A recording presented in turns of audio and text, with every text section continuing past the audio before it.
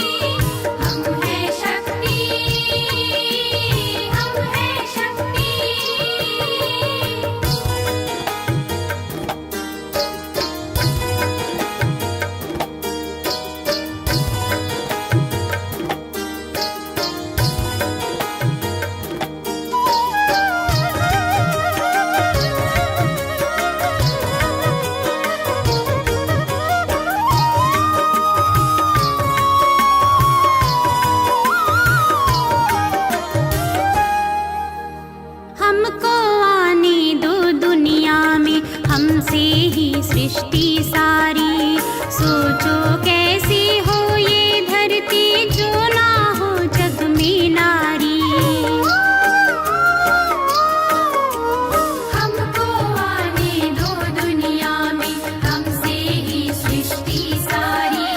सोचो कैसी हो ये धरती, जो ना हो जग में।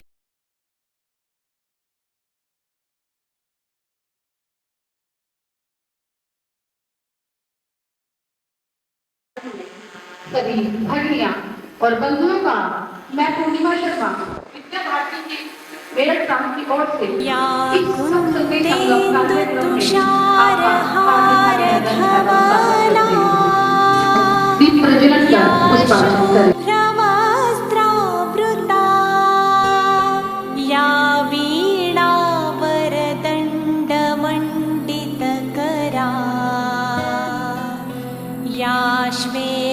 श्वेतपद्मासना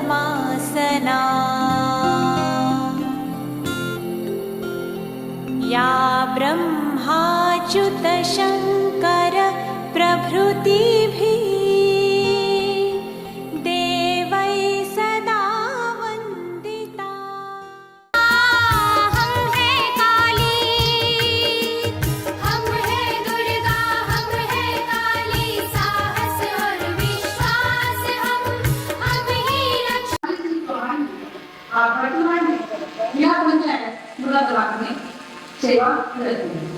मैं श्रीमती आभा जी से निवेदन करूंगी कि वो मंच पर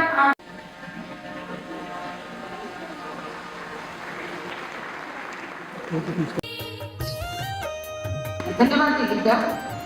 हमारे आज के इस कार्यक्रम के विशिष्ट अतिथि श्रीमती कमलेश सैनी जी पूर्व विधायक शांतपुर जी हैं। मैं उनके स्वागत के लिए आमंत्रित करूंगी श्रीमती सर्वेश जी को कि वो आकर दीदी को पट्टा पहनाकर उनका स्वागत करें।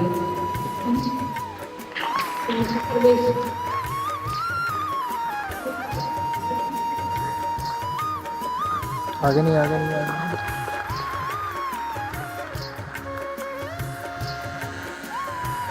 धन्यवाद दीदी। आज के कार्यक्रम की अध्यक्षता कर रही डॉक्टर अनामिका जी, आप वर्तमान में वर्धमान कॉलेज में प्रोफेसर पद पर कार्यरत हैं। आपके स्वागत के लिए मैं आमंत्रित करूंगी श्रीमती फूलमाला जी को। आप नदियों आचार्य हैं।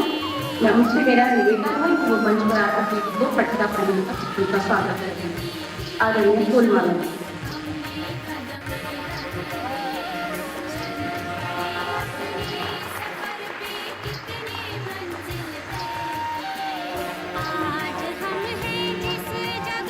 इसके प्रदेश के जो प्रभारी हैं श्रीमान शिव कुमार शर्मा जी रहे हैं, मैं उनका भी हृदय की गहराइयों से धन्यवाद करती हूँ और विद्यालय परिवार की ओर से भी आपका धन्यवाद। अभी जो कुछ परिवर्तन है, तो हमारी जो आज की मुख्य अतिथि जी हैं डॉक्टर सैफाली सिंह चौहान जी, मैं पूर्व में बता चुकी हूँ, आप वर्तमान में अध्यक्ष जिला पंचायत मुरादाबाद में कार्यरत हैं। आपने ऐसे अनेकों कार्य किए हैं जो समाज कल्याण में हैं। सड़कें बनवाना, सारी व्यवस्थाओं को देखना, परिवहन की भी बहुत सारी व्यवस्था आपने देखी है, जैसा मुझे आपकी प्रोफाइल से मिल रहा है देखने को। और आपने लगभग 170 करोड़ ऐसे कार्य हैं कि जो आपके कार्यक्रम के संचालन में हुए हैं, आपके सानिध्य में वो सब हुए हैं। और परम सौभाग्य की बात यह है कि जो आज की हमारी मुख्य अतिथि जी हैं वो हमारे निज निवास धामपुर से की बेटी हैं। ये हमारे लिए बहुत ही बड़े सौभाग्य की बात है। मैं आमंत्रित करूंगी आज की मुख्य अतिथि जी को, डॉक्टर सैफाली सिंह चौहान जी को, कि आप आए और मंच से हम सबको उद्बोधित करें। आदरणीय सैफाली चौहान जी। धन्यवाद पूर्णिमा जी। आज यहाँ धामपुर में हमारे सप्त शक्ति संगम कार्यक्रम में उपस्थित हुई मेरे सम्मुख बैठी समस्त मातृशक्ति, मेरे साथ मंचा से हमारी पूर्व विधायिका, हमारी पूर्व जिला अध्यक्ष रह चुकी और मेरी बड़ी बहन आदरणीय श्री कमलेश सैनी जी, हमारे साथ डॉक्टर अनामिका जी, यहाँ मंच का एक बहुत सुंदर संचालन कर रही हमारे पूर्णिमा जी। और चूंकि ये महिलाओं का कार्यक्रम है तो मैं पुरुषों का नाम ले नहीं सकती, लेकिन यहाँ मौजूद सभी हमारे भाई, हमारे भ्राता, हमारे सभी पदाधिकारीगण, प्रधानाचार्य जी, आप सभी का मैं स्वागत करती हूँ, अभिनंदन करती हूँ, आप सभी का नमन करती हूँ। मैं धामपुर की ही बेटी हूँ, जैसे कि बताया मेरा गांव यहाँ से थोड़ा सा आगे ही पड़ता है, 4 किलोमीटर आगे, महमदपुर सादा नाम से है, जो यहाँ पे जानते होंगे। मैं वहीं की बेटी हूँ, मेरे पापा यहीं पैदा हुए, RSM डिग्री कॉलेज से ही पढ़ के मेरे पापा यहाँ से निकले हैं। और इस क्षेत्र से, इस गांव से मैं जब भी इस क्षेत्र में आती हूँ, धामपुर में आती हूँ, तो मुझे बहुत अच्छा लगता है, क्योंकि लड़की कहीं भी चली जाए, कितनी भी बड़ी हो जाए, लेकिन मायका अपने आप में एक बहुत बड़ी चीज होती है और मायके की याद हमेशा दिल में जीवित रहती है। आप सभी मेरे सम्मुख जो बैठी हैं, सभी मेरी बहनें हैं, भाभियां हैं, ताई चाची होंगी, इस प्रकार से आप सभी से मेरी रिश्तेदारी होगी, मेरा आपसे सबसे संबंध है। ये जो हमारा कार्यक्रम है सप्त शक्ति संगम, ये कार्यक्रम भी संबंधों का आधार है, क्योंकि ये नारी की उस शक्ति को नमन करता है जिसमें ईंट लोहा सब कुछ जोड़ के नारी कैसे एक छोटे से मकान को गृहस्थी में बदलती है, कैसे एक बिखरे हुए समाज को एकत्रित करके नारी आगे बढ़ाती है। जब मोदी जी लाल किले से कहते हैं कि मुझे 2047 में अमृत काल का भारत चाहिए, तो उस अमृत काल के भारत का अमृत नारी अपनी कोख में सृजन करती है, नारी उसे आगे बढ़ाती है। ये कार्यक्रम उसी नारी शक्ति को नमन के लिए है। ये कार्यक्रम आप सभी को पुनः जो जागृति है, जो जागृति हमें आजादी लेके आई, हमारे समाज को, भारत को एक ऐतिहासिक रूप से हमेशा विश्व शक्ति के रूप में रखा है, उस जागृति को पुनः आप लोगों के बीच में लाने के लिए है। नारी की 7 खूबियां, नारी क्या है, नारी कैसे, चाहे तो सिर्फ अपने चूल्हे पर बैठ के भी कैसे देश में परिवर्तन ला सकती है। क्योंकि एक वो नारी थी जिन्होंने लाल बहादुर शास्त्री जैसे पुत्र को जन्म दिया, जिन्होंने प्रधानमंत्री होने के एक नए आयाम स्थापित किए। एक नारी भी थी जिन्होंने मोदी जी को जन्म दिया और आज मोदी जी हमें विश्व में विश्व गुरु बना रहे हैं।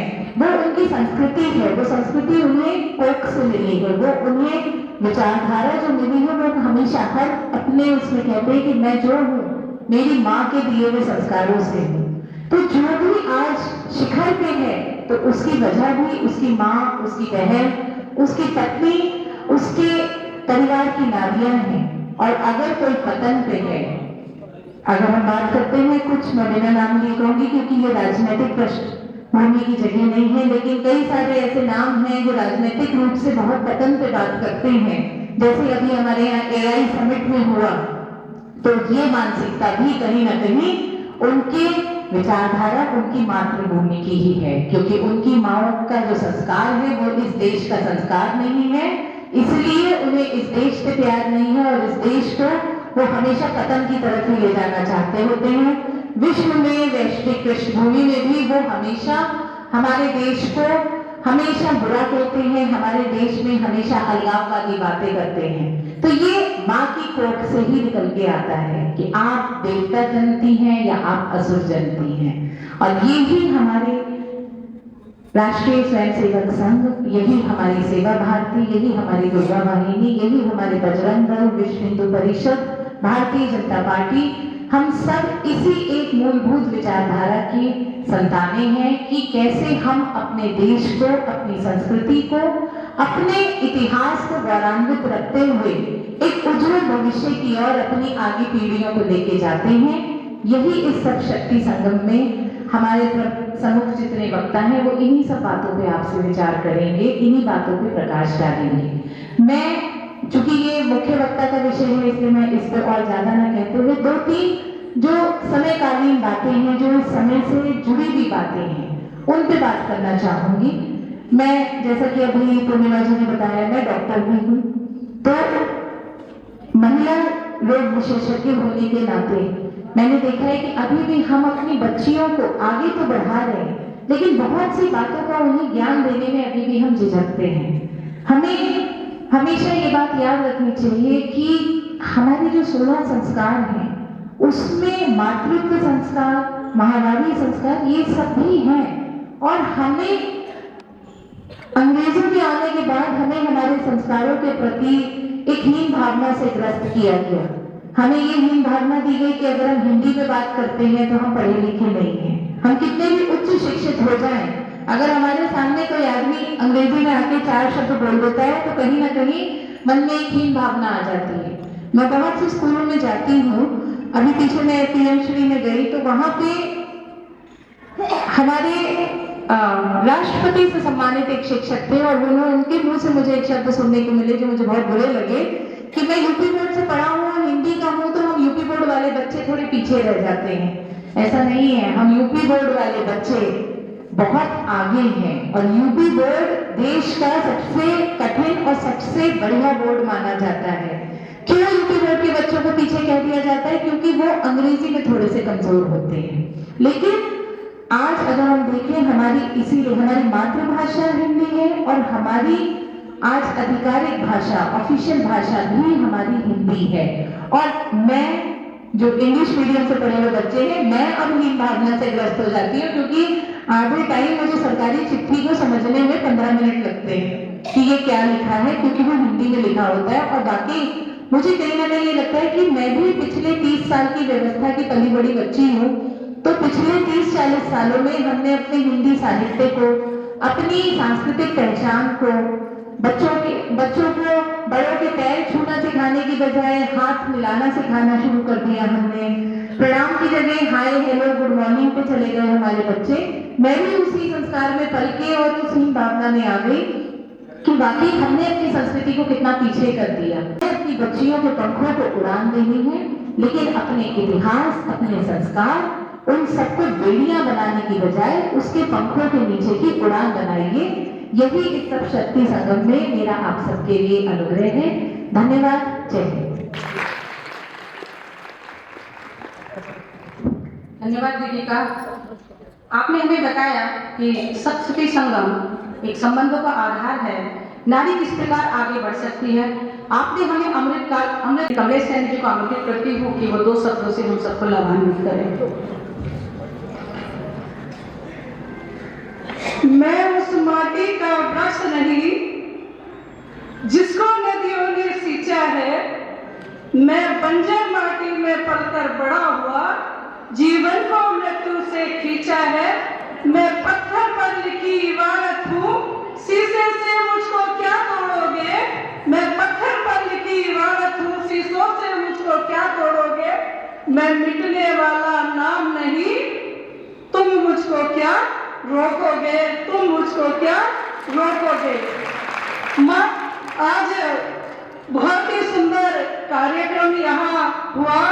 आज इस कार्यक्रम की मुख्य वक्ता बहन रेणु मोहता जी और मंच पर उपस्थित हमारी बहन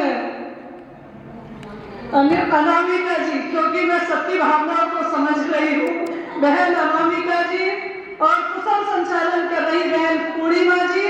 और आज पूर्णिमा जी ने तो पूरा उलट के ही रख दिया कि भाई मुख्य अतिथि को पहले बुलाया और फिर मुख्य वक्ता और फिर विशिष्ट अतिथि को बाद में बुलाया और सारे वक्ताओं ने विस्तार से अपनी बात रखी। एक ही निचोड़ करके सब सारे निकल के आया कि हम बहनों को कहते हैं कि जैसा खाएंगे अन्न वैसा होगा मन, जैसा पिएंगे पानी वैसी होगी बारी। तो हम सबको आज ये जागरण करने की जो नौबत आई है, सारे अतिथियों ने विस्तार से आपको बताया है कि हम सबको उस पर भी विचार करना है। अपने बच्चों को मोबाइल से दूर रखना है, उनके खान पीन पर, उनके पहनने ओढ़ने पर हमें विस्तार से ध्यान रखना है। और यहाँ आई हुई मेरी मातृ शक्ति के रूप में अन्य जनपदों से भी मेरी बहन बैठी, अगर मैं उनका नाम लूंगी क्योंकि 2 मिनट मुझे दी दिया तो 0 मिनट मेरी रह गई। बस आप सबसे निवेदन कि ये जागरण हम सबको अपने पड़ोस में भी करना है और जो हमारे वक्ताओं ने हमसे विस्तार में हमें बात बताई है हम उनको अपने जीवन में उतारेंगे। बस यही निवेदन करते हुए 2 पंक्तियों के साथ कि माँ तूने भगवान को जना है, माँ तूने भगवान को जना है, तेरे ही दम पर संसार बना है, तो पूजा है माँ, मन्नत है मेरी, तेरे ही चरणों में जन्नत है मेरी। आप सबका बहुत बहुत आभार, धन्यवाद। और मैं प्रधानाचार्य जी को और सभी का बहुत बहुत आभार करना चाहती हूँ कि जिन्होंने हम सब बहनों को यहाँ बुलाकर हम सबका मान सम्मान किया। और जब भी हम सबकी जरूरत होगी हम सब आपके साथ हैं। बहुत बहुत शुभकामनाएं, बहुत बहुत बधाई। जय हिंद, जय भारत, जय श्री राम, भारत माता की। धन्यवाद दीपिका, बहुत ही सुंदर शब्दों से हमें लाभान्वित किया। और क्षमा चाहूंगी आपको कि आपको जो 00 का मेरे भाई बहन हैं और मंच पर आसीन डॉक्टर कमलेश सैनी जी और डॉक्टर मीनू जी, आप सभी का मैं सम्मान करती हूँ और आपसे आशा करती हूँ कि आगे भी इसी तरह के प्रोग्राम कार्यक्रम यहाँ पर चलते रहेंगे।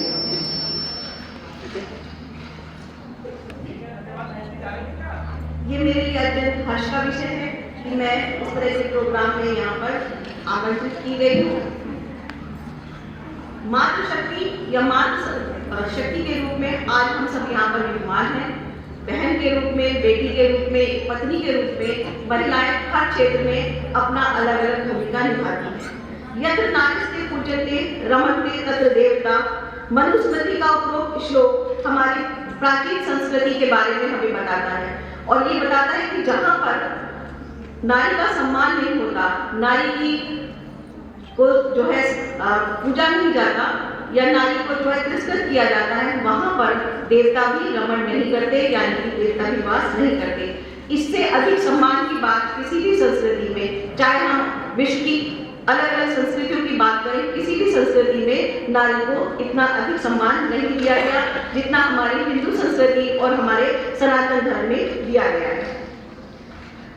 श्रीमद् भगवद गीता के अध्याय 10 का 34वां श्लोक कीर्ति शिवस्ते नारीणां स्मृते मेधा धरती क्षमा, जिसमें नारी के रूपों को वर्णन करते हुए कहा गया कीर्ति यानी कि यश, श्री यानी कि समृद्धि, लक्ष्मी सुंदरता, वाक यानी कि वाणी या संवाद कौशल, स्मृति यानी स्मरण शक्ति, मेधा बुद्धि या बुद्धिमत्ता, धृति यानी कि धैर्य, संकल्प, साहस, क्षमा यानी कि हमारे अंदर क्षमाशीलता कितनी है, कितनी हमारे अंदर दया की भावना है।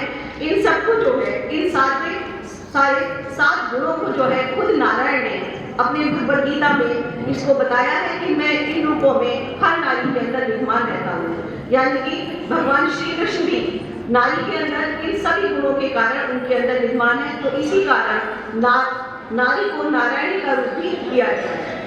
प्राचीन काल से ही हमारे देश में समय समय पर बहुत सारी नारियों ने समाज का नेतृत्व किया। चाहे वो गांधी रही हो, अकाला रही हो, रानी चेन्नम्मा रही हो, रानी लक्ष्मीबाई रही हो, सावित्रीबाई फुले रही हो, अहिल्याबाई होलकर रही हो, इन सभी ने समाज में एक अपनी एक मिसाल कायम की और जैसी इनकी आवश्यकता हुई समाज को प्रेरित किया। आज भी मैरी कॉम, पीवी सिंधु, राष्ट्रपति महामहिम द्रौपदी मुर्मू इसी रूप में आज भी हमारे समाज को प्रेरित कर रही है। वर्तमान समय में भारतीय महिला शिक्षा, विज्ञान, राजनीति, प्रशासन, सेना और व्यापार जैसे सभी क्षेत्रों में आगे बढ़ रही है। हर साल घोषित होने वाले CBSE, ICSE, state board, UPSC, IAS इन सब के रिजल्ट जो है इस बात को बताते हैं कि हमारी बेटियां आज भी समाज में अग्रणी भूमिका निभा रही हैं। मल्टीनेशनल कंपनीज ने जो सिलिकॉन वैली डेवलप कर ली है उसमें भी हमारे बेटों के साथ हमारी बेटियां भी लगातार काम कर रही हैं और आगे बढ़ रही हैं।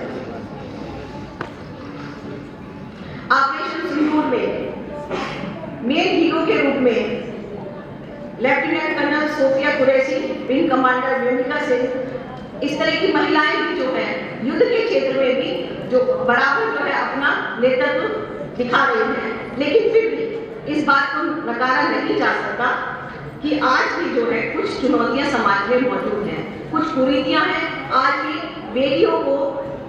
बेटों के समान नहीं माना जाता या उनको समान अवसर नहीं दिए जाते। लैंगिक भिन्नता आज भी हमें समाज में जगह जगह दिखाई देती है, जिसके कारण वे घरेलू हिंसा का शिकार हो जाती है। फिर भी एक नजर अगर हम आंकड़ों पर डालें तो 1951 में भारत की साक्षरता 18.3 थी, जो बाद में बढ़कर 2021 में जो है 77 पॉइंट के आसपास पहुंच गई, जिसमें पुरुषों की साक्षरता 84.70 रही और महिलाओं की साक्षरता 70% के आसपास रही। उपरोक्त आंकड़ों का कहने का मतलब ये है कि धीरे धीरे साक्षरता बढ़ रही है, जिसके कारण हर घर में महिलाओं की स्थिति में परिवर्तन हो रहा है। हमारी सरकार द्वारा भी बहुत से ऐसे कार्य किए जा रहे हैं जिसके कारण महिलाएं जो है नेतृत्व करें, समाज का नेतृत्व करें, आगे बढ़े। उसी से रिलेटेड है PM मुद्रा योजना, जिसकी 68% लाभार्थी जो है महिलाएं हैं। मिशन शक्ति है, लखपति दीदी पहल योजना है। इसके अलावा शिक्षा और कौशल जैसी योजनाएं भी ऐसी चल रही हैं जिसमें महिलाएं जो है अग्रणी भूमिका निभा रही हैं। सम्मानित मंच को मेरा नमन और इस प्रांगण में उपस्थित महिला शक्ति को आत्मिक नमन वंदन। लग ऐसा रहा है कि थोड़ी थोड़ी सी नींद सी आ गई है हम लोगों को, ऐसा है क्या? तो जरा मुट्ठियों को बांधिए और जरा बोलिए जोर से, भारत माता की, भारत माता की, वंदे वंदे। अभी भी वीरांगनाओं जैसी जब आवाज नहीं आई है। भारत माता की, भारत माता की, वंदे वंदे। जैसा कि हम सभी को विदित है कि आज हम सभी लोग यहाँ विद्या भारती के द्वारा जो सप्त शक्ति संगम कार्यक्रम चल रहे थे, उन कार्यक्रमों के एक समापन समारोह के रूप में यहाँ हम सभी लोग एकत्रित हैं। और जैसा अभी डॉक्टर अनामिका जी ने आपको बताया, उससे पहले मैं देख रही थी कि पूरे जितने भी कार्यक्रम पूरे देश में हुए हैं और उसके साथ साथ मेरठ प्रांत में हुए हैं, उसका एक डाटा आप लोगों के समक्ष यहाँ प्रस्तुत किया जा रहा था हमारी आदरणीय संचालिका महोदया के द्वारा। उसी के तत्वाधान में ये कार्यक्रम है और आप सभी लोग शक्ति के पर्याय यहाँ बैठी हुई हैं।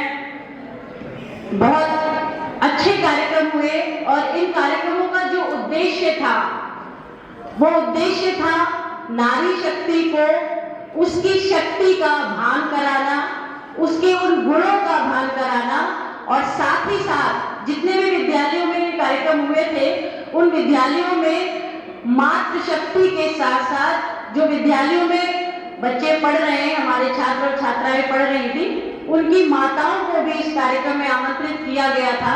कई कार्यक्रमों में मेरा रहना हुआ। तो उद्देश्य सभी को उनकी शक्ति से परिचित करवाना था, क्योंकि शक्तिशाली तो हम हैं, हम सभी जानते हैं कि हम शक्ति के उपासक हैं। तो या देवी सर्वभूतेषु शक्ति रूपेण संस्थिता नमस्तस्यै नमस्तस्यै नमस्तस्यै नमो नमः। योगदान हमारी क्या नैतिक भूमिका है, हम अपने माध्यम से अपनी गोद में पल रहे उन बालकों को कैसे राष्ट्र के विकास के लिए प्रत्यक्ष या परोक्ष रूप से समर्पित कर सकते हैं, उनमें उस राष्ट्र की भावना को विकसित कर सकते हैं, ये भी इन कार्यक्रमों का एक उद्देश्य था।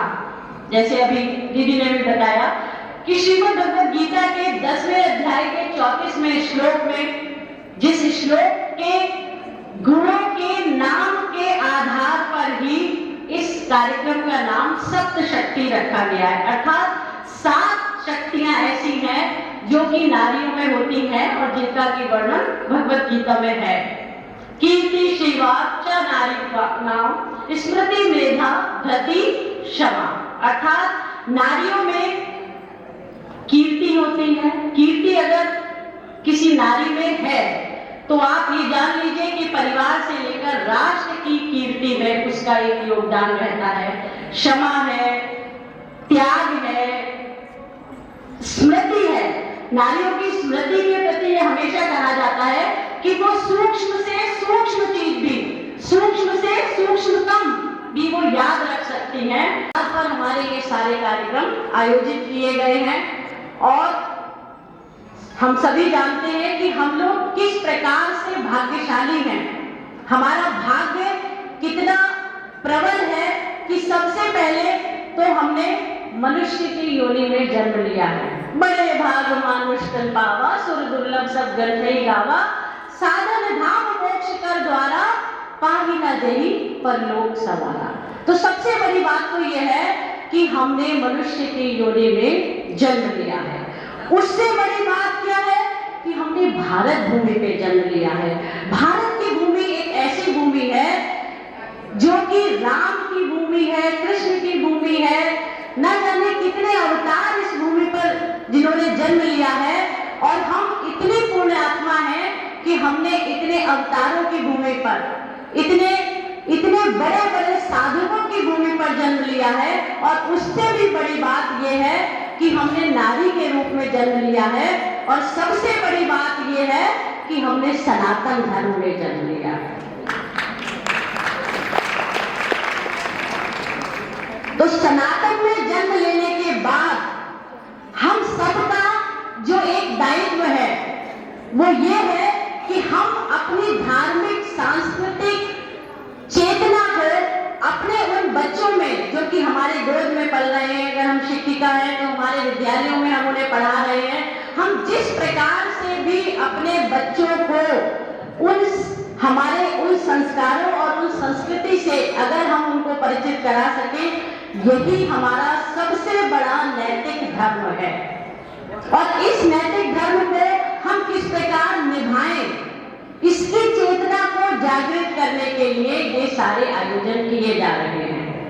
और इन आयोजनों के माध्यम से, क्योंकि हम सभी जानते हैं कि राष्ट्रीय स्वयंसेवक संघ, जिसके अंतर्गत हमारा विद्या भारती हो या जितने भी हमारे अनुषंगी संगठन हो, उसका एकमात्र लक्ष्य है कि भारत माता को उसके परम वैभव तक पहुंचाना है, माँ भारती को उसके उस आसन पर आरूढ़ करवाना है जो कि उसका हमेशा से रहा है, अर्थात विश्व गुरु के आसन पर। और ये जो विश्व गुरु के आसन पर हमें आसीन करवाना है, इस सब में हम सभी माताओं की सबसे बड़ी भूमिका है।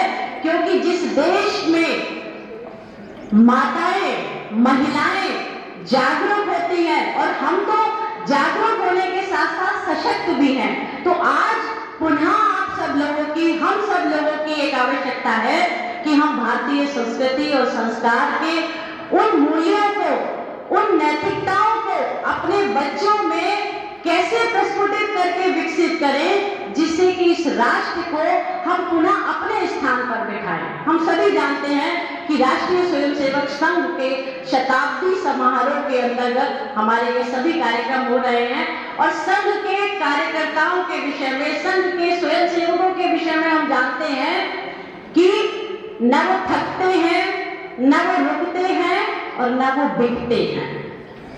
हम सभी जानते हैं कि शताब्दी वर्ष होने के बाद भी किसी भी प्रकार से हमने अभी विश्राम नहीं लिया है और विश्राम न लेने का कारण ये है क्योंकि अभी हम अपने संकल्प तक नहीं पहुंचे हैं, हम अपने उस उद्देश्य तक नहीं पहुंचे हैं जो कि हमारा परम उद्देश्य है। और हमारा परम उद्देश्य क्या है? मां भारती को अपने उस विश्व गुरु के आसन पर आसीन करवाना। और इसके लिए तत्परता के साथ, निरंतरता के साथ, जागरूकता के साथ हमें संलग्न रहना है। और इसके लिए एक योजना हमारे स्वयंसेवक संघ ने बनाई है और वो योजना क्या है कि हमें पंच परिवर्तन के माध्यम से, 5 परिवर्तनों के माध्यम से हमें अपने इस देश को, अपने इस राष्ट्र को व्यक्ति परिवर्तन से लेकर समाज परिवर्तन और समाज परिवर्तन से लेकर राष्ट्र के परिवर्तन को व्यवहार में दिखाई देने लायक बनाना है। हम राष्ट्रीय स्वयंसेवक संघ के जितने भी हम स्वयंसेवक हैं, जितने भी हम कार्यकर्ता हैं, हम सदैव बात करते हैं कि हमें कर्तव्य का बोध होना चाहिए, हमारे बालकों में कर्तव्य का बोध होना चाहिए, हमारी निष्ठा होनी चाहिए। तो ऐसे सभी कार्यों के लिए जो हमने एक लक्ष्य लिया है वो 5 परिवर्तनों का लक्ष्य लिया है। और इन 5 परिवर्तनों के लक्ष्य में जो सबसे बड़ी भूमिका है, पुनः पुनः इस बात को कहना है, सुनना है और स्मरण में रखना है कि उसमें सबसे बड़ी भूमिका है माताओं की। स्वामी विवेकानंद कहा करते थे, उन्होंने कहा है कि आत्मनियंत्रण सभी के लिए बहुत आवश्यक है लेकिन महिलाओं के लिए ज्यादा आवश्यक है। इसके पीछे कोई कारण हुआ होगा, इसके पीछे एक उद्देश्य होगा कि आत्मनियंत्रण की बात अगर कही गई है तो महिलाओं के लिए आत्मनियंत्रण क्यों आवश्यक है? क्योंकि महिला कभी भी एक सिंगल यूनिट नहीं है। महिला माँ है, महिला पत्नी है, महिला के अनेक चरित्र हैं और उन चरित्रों के माध्यम से ही परिवार से लेकर समाज और समाज से लेकर राष्ट्र का परिवर्तन संभव है। इसलिए महिला की भूमिका और अधिक है। इन सारे सत्य शक्ति कार्यक्रमों का एकमात्र उद्देश्य है महिला शक्ति का जागरण, महिलाओं को जागृत करना। और कभी कभी शोक भी होता है कि इस जागरण की आवश्यकता क्यों पड़ी, क्योंकि हम तो उस देश के नागरिक हैं, हम तो उस देश की महिलाएं हैं जहां अहिल्याबाई जैसी महिला हुई है, जहां रानी लक्ष्मीबाई जैसी महिला हुई है, जहां पन्ना धाय जैसी त्यागी महिलाएं हुई हैं जो शौर्य के प्रतीक है।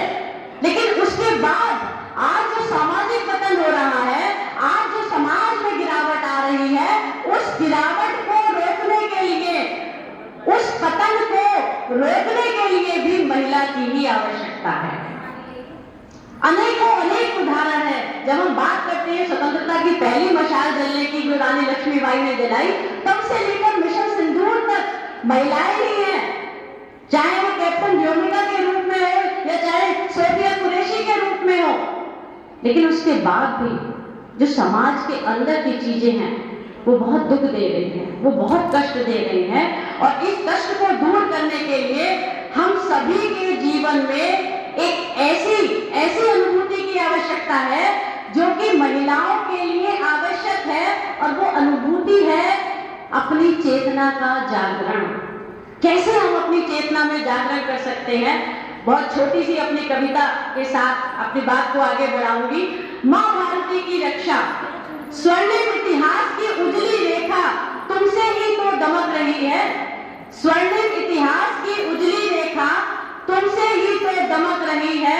रणचंडी बन शौर्य जगह, रणचंडी बन शौर्य जगह, हर सीमा तुम थाम रही हो।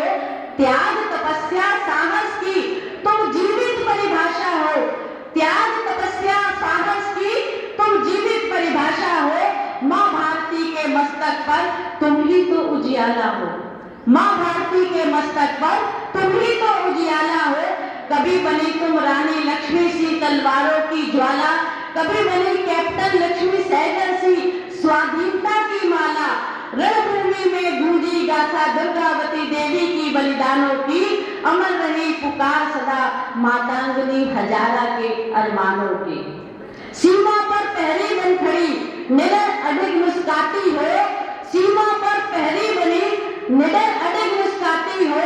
शौर्य दीप बन अंधियारों में नई सुबह ले आती हो, शौर्य दीप बन अंधियारों में नई सुबह ले आती हो। नारी शक्ति तुम राष्ट्र प्राण, नारी शक्ति तुम राष्ट्र प्राण, तुमसे ही पहचान है, तुमसे ही ये भारतवर्ष, तुमसे ही सम्मान है, तुमसे ही ये भारतवर्ष और तुमसे ही ये सम्मान है। तो हम बात करते हैं कि हम नारियों में क्या क्या गुण हैं, हम बात करते हैं कि हम नारियों में क्या क्या ऐसी चीजें हैं जो कि अन्य देश की नारियों में है ही नहीं। लेकिन फिर वही शोभ की बात है कि हम रोज अखबारों में ऐसी ऐसी घटनाएं पढ़ते हैं, हम रोज ऐसी ऐसी चीजें पढ़ते हैं जिससे कि नारी के सम्मान को ठेस पहुंच रही है। हमें भी बताया किस प्रकार नारी परिवर्तन कर सकती है, इसके बारे में भी हमें बताया किस प्रकार एक महिला माँ, बहन, पत्नी के रूप में अपनी भूमिका निभा सकती है। आपने हमें बताया कि पाश्चात्य सभ्यता को हम किस प्रकार अपनाते जा रहे हैं, अपनी संस्कृति को पीछे छोड़ रहे हैं, लेकिन विद्या भारती एवं संघ के द्वारा बहुत से ऐसे कार्य किए जा रहे हैं जिनसे, जैसे कि आपने भी चर्चा की कि हम अपने पूर्वजों, अपने महापुरुषों, अपनी जो हमारे देश की विशिष्ट महिलाएं हुई हैं, हम उनकी ओर वापसी जा रहे हैं। और विद्या भारती में जितने भी विद्यालय संचालित होते हैं, मेरा मन आपसे पूर्ण आश्वासन ऐसा है कि उन सभी विद्यालयों में कि वहाँ पर जो होता है ना, सभी हमारी संस्कृति से हमेशा अवगत कराते हैं। आपने हमें बताया कि बेटियों को पंथ दीजिए लेकिन उनकी गतिविधियों पर विशेष ध्यान रखिए। आपने हमें बताया कि कैसे किस प्रकार हम ध्यान रख सकते हैं। मेरा मंच से आपसे पूर्ण आश्वासन है कि हम सब आपकी बताई हुई बातों को आदर्श मानेंगे और उन पर पूर्णतः चलने की कोशिश करेंगे। कार्यक्रम को आगे बढ़ाते हुए मैं पूर्ण भारत में संचालित हुए कार्यक्रमों का वृत्त संकलन पीपीटी एवं अपने मंच के माध्यम से मैं आपको बताना चाहूंगी। उठो बहनों, अब वक्त हमारा है सपना पूरा करने का इशारा है। शक्ति संगम का यह मंच पुकार रहा, नारी शक्ति की भविष्य का सितारा है। इन्हीं शब्दों के साथ मैं 5 जिलों की बहनें यहाँ पर आज सहभागिता कर रही हैं। मैं जिले वाइज बहनों को बुलाऊं, उन बहनों को आमंत्रित करूंगी जो संयोजिका, मुख्य वक्ता, अतिथि के रूप में वहाँ पर रही हैं, वो मंच पर आए। मैं सर्वप्रथम मुरादाबाद जिले को आमंत्रित कर रही हूँ कि जितनी भी बहनें मुरादाबाद जिले में जो भी कार्यक्रम संचालित हुआ था उसमें उनकी सहभागिता रही थी, वो शीघ्रता से मंच पर आए। मुरादाबाद से कोई नहीं है? अच्छा, चले गए होंगे। ठीक है, मैं जिला अमरोहा से जो भी बहनें हैं मैं उनको आमंत्रित कर रही हूँ कि वो शीघ्रता से मंच पर आए। और मैं इनको सम्मानित करने के लिए मैं आज के अपनी मुख्य अतिथि, मुख्य वक्ता एवं विशिष्ट अतिथि जी से निवेदन करूंगी कि बहनों को स्मृति चिन्ह देकर उनको सम्मानित करें।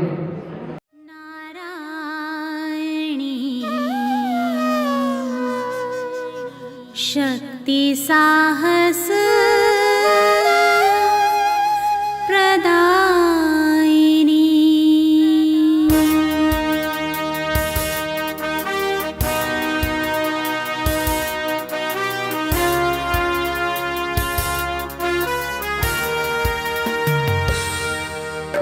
हम हैं शक्ति, हम हैं शक्ति, हम हैं शक्ति, हम